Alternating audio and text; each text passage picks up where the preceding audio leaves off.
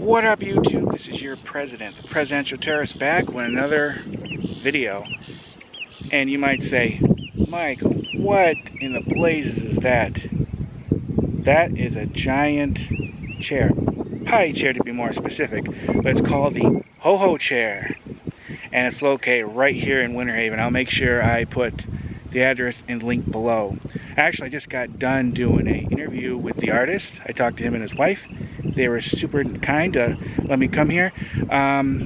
Even though the space is empty, this is their backyard. This is their house. So if you want to visit this and go up to it, I'll make sure you check out the website and email them to make sure it's okay. Because they rather have permission now, because some people come here and they'll climb on it and damage it. And it's on private property, so you should make sure you have permission to come on here. And they generously gave me permission to be here. I want to show you. Look at that, and it's huge, huge. Let's walk up to it. And you're going to get a lot of information about it. Fascinating kind of like story about it, about the chair, about, you know, the story about it. And you'll hear him explain it. See, there's a giant, I'm not sure how well you can see from my angle, but there's a giant clown face. Look how well. And then there's these coordinates here, which you will get the full story about that after this part. This is really cool. I actually visited this years ago. I did not come up to it at the time because with being a private property, I was not comfortable walking over here. And I didn't know who to contact. I think I looked at it from over there, I think. It's really cool. And this is still a fairly rural area, so I'm sure there's a lot of people that don't know about it. Whoops. But look at that thing. That is cool. This is basically a giant art piece. Just think, if a person existed that needed a chair that big, they would have a pretty big butt. Like I said, if you visit us, make sure you get permission to come here, but don't get on top of it, because it's not made to climb on, you know? That'd be dangerous. You can hurt yourself, you can break things. You don't want that. You want something like this to be around for many decades to come, so people like me could come here and enjoy it. Alright, let's walk the other side here. It is very warm today. Let's show you more of the back again. Show you some different angles. Now let's see if I could show you with me standing with it close up.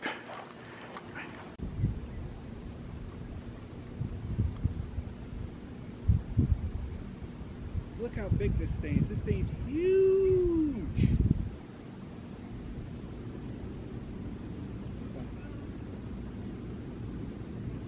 More in the light. Pausing for the awkward thumbnail. How much longer should I do this to make it really awkward? Okay. We have it, like I said. Hopefully you can hear me. I don't normally film myself from the camera this far. Like I said, this thing's big and cool. Okay. Gotta take several pictures and I'll put them at the end.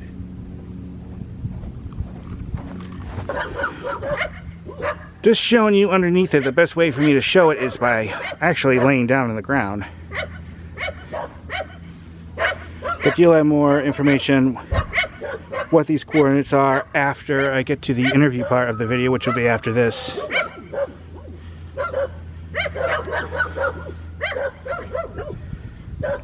Unfortunately, I can't really show you the clown face that easily. I would need either a drone or a ladder. Okay, I just wanted to show you this.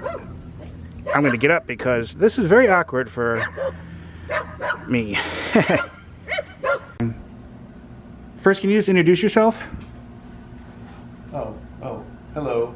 I'm Stephen Chait, and I'm the guy responsible for the big chair. Cool.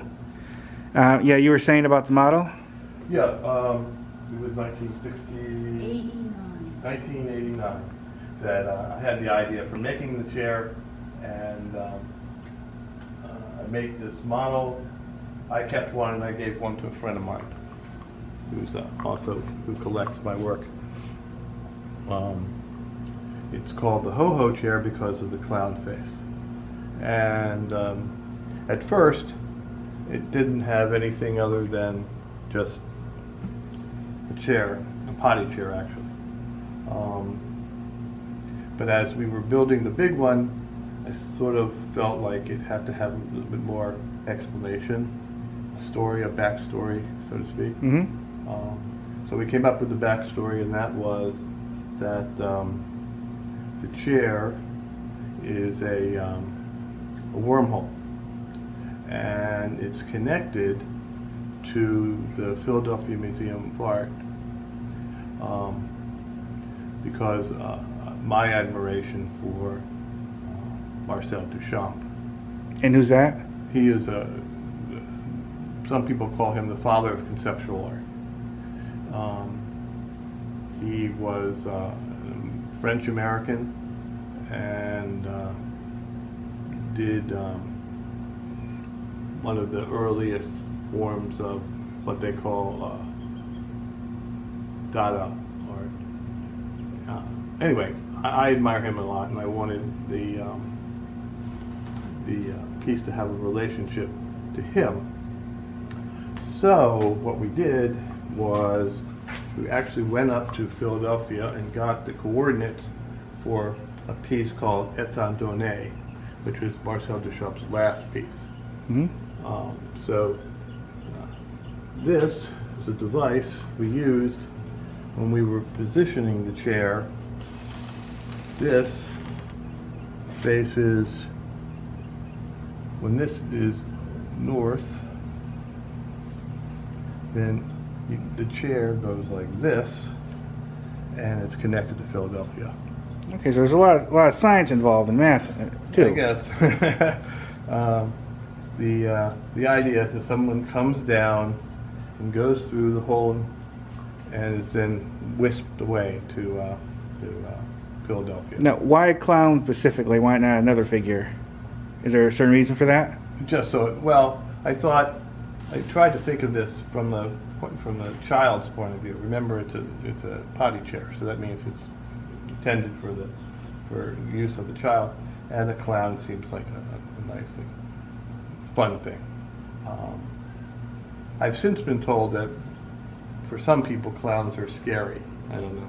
Mm-hmm. Anyway, this is the HoHo Chair positioner.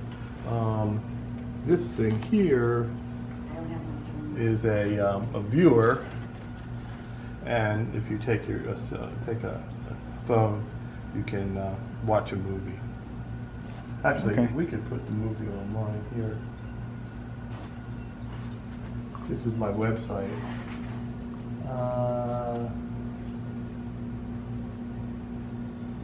don't know. Do you get a lot of people checking out the chair? Not too much anymore. No, I don't even. Now, do you prefer people to ask if it's okay to go up to it, or can people just go up to it? Well, to tell you the truth, we've had some damage, and I prefer to know if anyone's going to be there. Yeah, that's why I messaged you. I wasn't comfortable walking up to it, even though some things I saw online said you could, but I wanted to be absolutely sure before I step in anyone's private property. Sure. Yeah, I appreciate that. And like I said, we have these souvenirs that we give out to people who actually come and ask to see the chair. So these are for you. Oh, cool. Thank you. These are magnets. This is something I had printed for a show. Can I have this too? Sure. Absolutely. You'll get one of your business cards. Sure.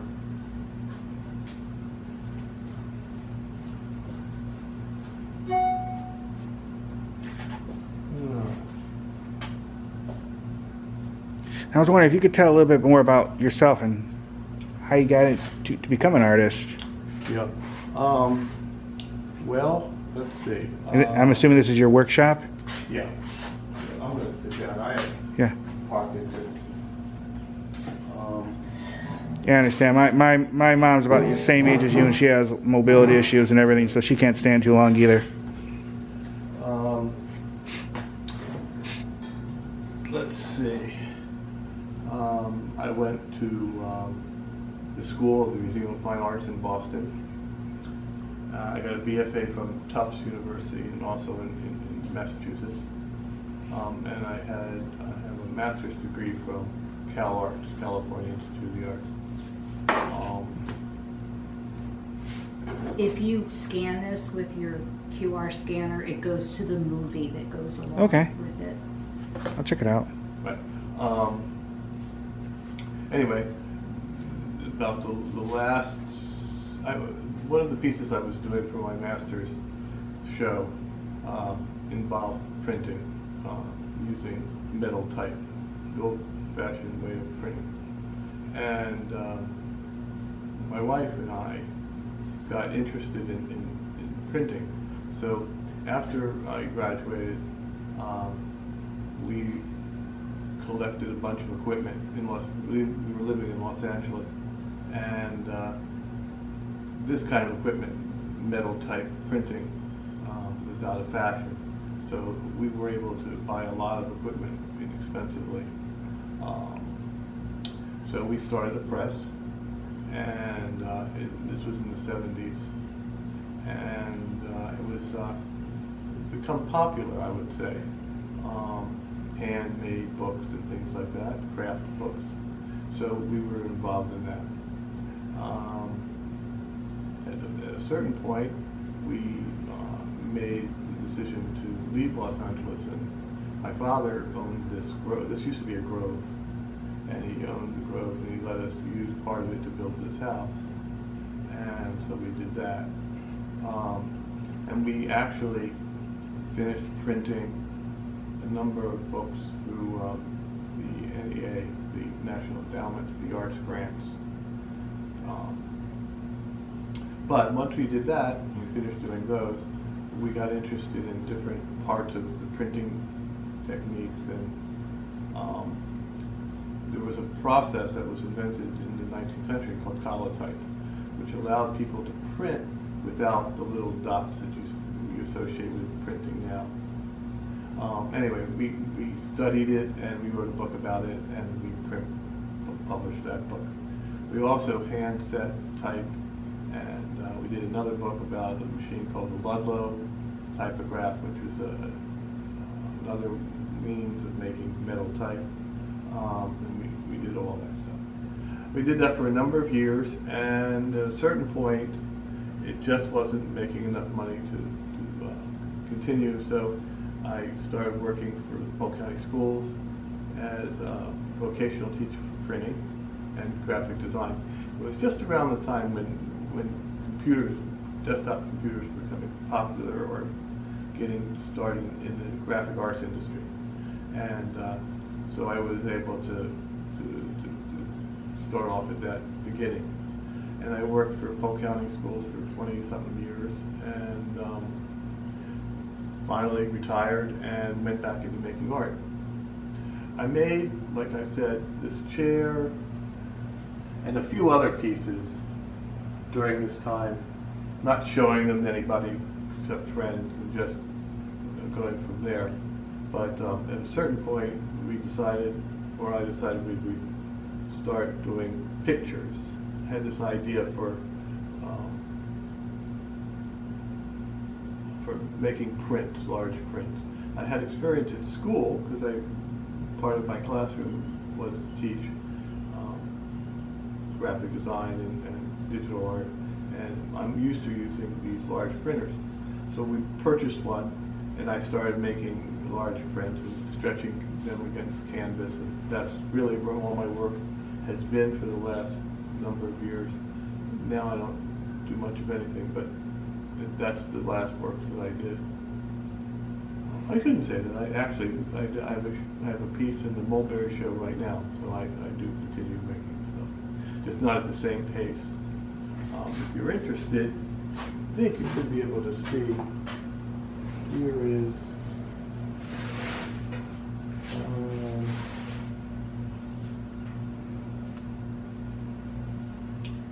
these are all prints.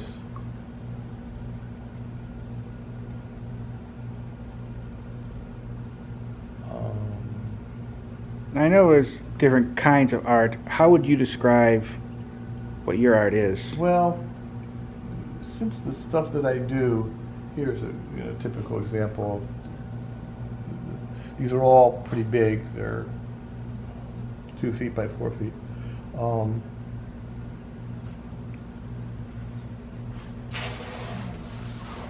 Here's what they look like when they're big.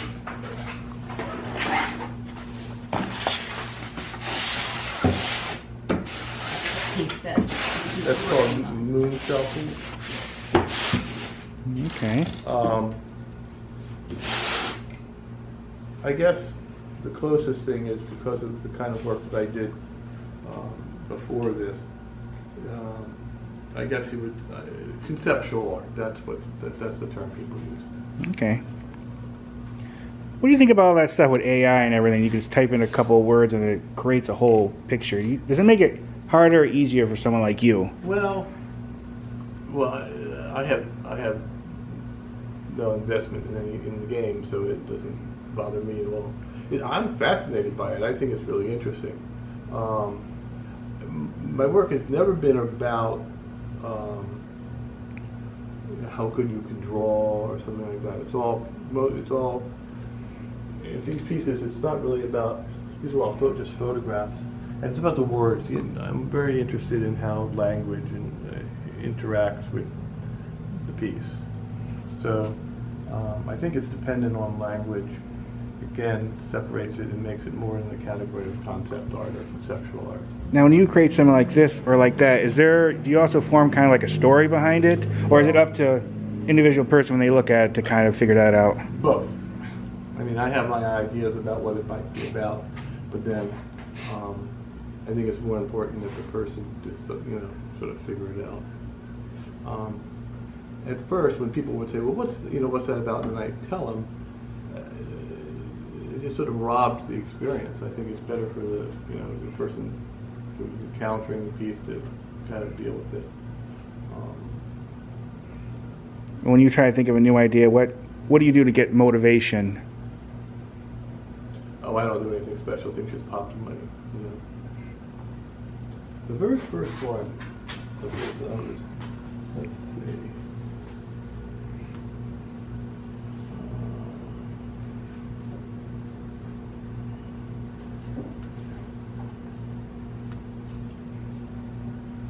This was the very first one. This is we have a little doll that's, this is what a prehistoric sculpture. Yeah, I've seen some of them in a museum. That's right. And because she's really fat, I just duplicated her, right? So the idea before and after, it's a joke. Mm-hmm. The joke is the way diets work, right? You end up nothing happening. So that was really the beginning idea, and that's 2016, and I just did a bunch of them, different things, and I used pretty much the same technique. The thing I like about this, it was the pieces that I used to make would be like 1 ounce. I'd do the chair and there would be nothing related to it. With this, I'm more like a painter. You don't have a style. I have certain things that I always go do, where I try to keep one thing, like in this case, dividing it up in half, and you have two things that oppose to each other. And so I'm always, and each one has a story. I mean, like, for example, this one's real interesting. That's a clay model that I made because what it is. Do you recognize what that could be? It's a voodoo doll. I was actually at a funeral in Miami in a neighborhood that was Haitian, and I found it on the ground. It was sewn, and it's clearly a voodoo doll. Mm. So I took it, and I didn't want to photograph the actual thing, so I made one out of clay and photographed it. And No bad luck after that, huh? no, Do you believe in that stuff? no. But I thought it was. I was able to recognize it. Anyway.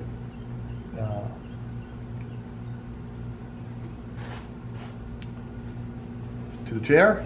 Yeah. You want to do it out there, or you just want to do it here? What's that? I wanted to ask you a few more questions about the chair. We can do it here. Yeah, it'll be easier probably on you. Just tell us a little bit about the building process, how long it took, how much it cost, and all that stuff. Well, one real important fact is that we drew it up, and I went to the building, went down to Bartow, the building, and we got a building permit. You wouldn't have thought that would be very important, but it turned out that it was what actually saved it. Once it was up, we had a lot of people objecting to it. My neighbors were real upset with it, and but they wanted to have it, taken down. And the fact that we had a building permit made it immune from that kind of criticism. So the county said, "Hey, it was approved, so you got to let them have it." So anyway, I knew someone who was a draftsman and had the credentials, so he drew it up, and we had it approved. We had an engineer look at it, and it's made. One outside is made out of mostly 2x4s, and it's clad in a material called galvalume, which is a kind of galvanized, but it's aluminum galvanized, so it's called galvalume. And the price, I don't know exactly, but more money than I should have spent. I had friends and students help me build it, and it's held up through a couple hurricanes, and so I guess it's safe. And when was it built? Like, we should know that. Like 2016, I think. It was a couple years after we retired. Yeah. Do you have to do things to it to keep it strong, or? Well, there's actually a problem right now. The clown, and underneath on the other side is the coordinates. If you look at if we look up inside, what we call the catcher, that it has the coordinates for here and Philadelphia. Anyway, the clown right now, this is the second one because it fades, and so we're trying to figure out a way of replacing it with something that will last more than only a few years. I want to look into either UV cured paint or something. Ceramic. I don't know. I don't know what I can afford, but the light really fades it pretty badly. Do you ever think long term what might happen to it, especially after you both are gone? Well, I assume it's my son's problem. Do you think he'll keep it there, or? Oh yeah, I don't think he'll. You were saying the neighbors didn't like it. Are they okay with it now? Yeah, we haven't had any complaints for years. It was at the time. What happened was the word potty chair has a certain connotation, and someone thought they were going to just describe it as a toilet. So clearly, it's not a toilet. Yeah, because it doesn't flush, correct? Well, Yeah. I mean, it doesn't look like a toilet. And for most people, it just looks like a chair anyway. So, I think because if someone said that, and the way neighborhood emails and chat groups and all things work, everybody had something to say about it.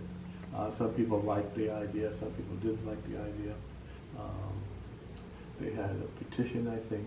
But again, it became a moot point because the permit, made me immune to those kind of criticism. Are you still happy you built it, or? Oh, sure, yeah. Like I said, if I could solve the problem of fading, that's the only thing I'm worried about. Yes. And that people come and sit on it and break it. We had a few. Walk on it. We've had some people who jump on it and.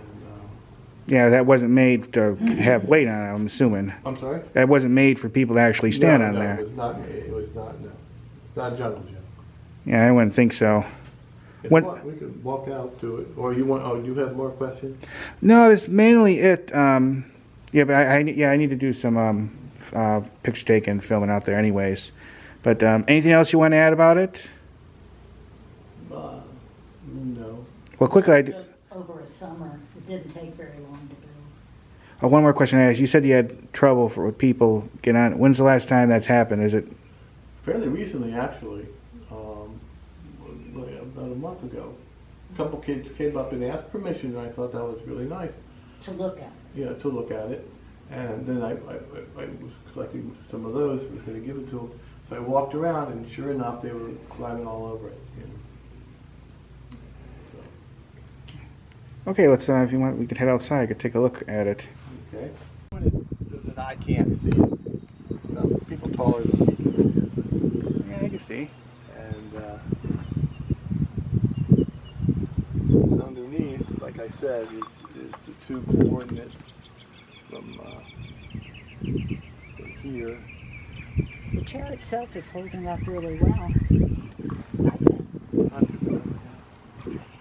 Our gardener ran into it once, but he fixed it.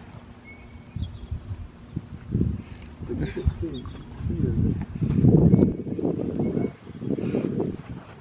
Yeah, that's where they came through. The first one we put up held a lot of water, so we had it printed again on a mesh. So the water goes through?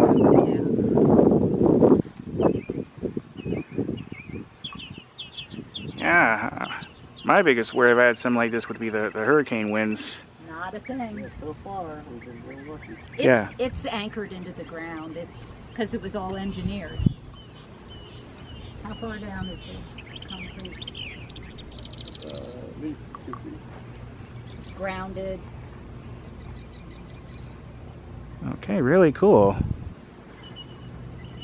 Yeah, I just need to take some more photos and stuff. If you don't mind, it might take me a little bit. Fine. Alright, I just want to do an end part here. I want to show off the magnets and everything. Don't know how well you got to see them when I was doing the actual interview. Here it is. Here's the one with the HoHo Chair themselves. And they were very kind to give me these as a really cool souvenir of my visit. Is that one? Here's one of the clown. Unfortunately, I couldn't get a good look at him on top too well. At least I don't believe so. I haven't looked at the footage yet. But just if I had like a drone or a ladder, could have got a better look at him. But I guess they had to replace his image a couple times because the UV and the sun just beats the hell out of it. They're looking for a more permanent copy of this image. But I can understand that, the sunlight and the rain and everything just wears things down. And here's those coordinates that was on the bottom that I had to lay on the ground to show you underneath. And he explained exactly what they meant. Here's a cool brochure or placard card thing. He has some good information about the HoHo Chair.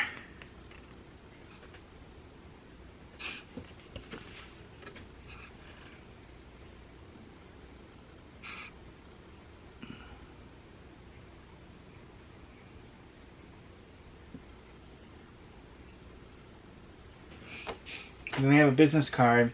There's a thing you could scan here. We can watch that video they talked about. I haven't got a chance to do it yet, but here, and it shows his website. But I'll put that below as well.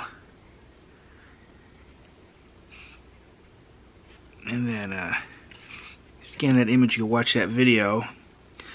I think you should be able to get it off of here, which I will definitely do. Yeah, they were a very nice couple, very friendly. I really appreciate being allowed to go over there and film. Like I said, if you want to check it out and actually go up to it, message them on the website first. Make sure you get permission because it is private property. I definitely would not go up to it without permission. I wouldn't feel comfortable going on someone's property. It is in their backyard. They live right there. So, and I know they've had some trouble with some people going on there, climbing on it. Look, it's not a jungle gym. It's not playground equipment. It's a work of art. It's meant to be looked at, admired, and enjoyed. Not to be climbed on, so don't climb on it. It's not what it's there for. It's not designed to do that. You can damage it, you can get hurt, and you don't want to do that. So just make sure you want to check it out. If you're in the Winter Haven area, message them ahead of time to make sure it's okay. You know, I mean, I would be astounded if I did not know that I was there and I was pulling around the corner and I seen it. It is a big, big potty chair, big chair. You wouldn't expect to see something like that. So it's definitely really cool. And a lot of hard work into making that. And when I first went there, and I did go there several years ago, check out, I never went on the property or nothing. I admired it from the road. I just didn't feel comfortable doing that. I was pretty impressed at how big and cool it was. But I knew nothing about it then, not a thing. So I'm really glad I got a chance to learn more about it and the story behind it and who created it and what it took to make it. And yeah, it's not just a chair or a work of art. There's a story behind it. And I think that's very important to know. But it's very cool. Like I said, glad to see it. They were a really nice couple and very interesting interview. Of course, you would have already seen it before this part. So yeah, that's it. Any comments, questions, let me know. Thank you for watching, and I hope you enjoyed this video. And you know what that means. Time to get on the next one. Alright. Peace. Alright. See ya. Bye.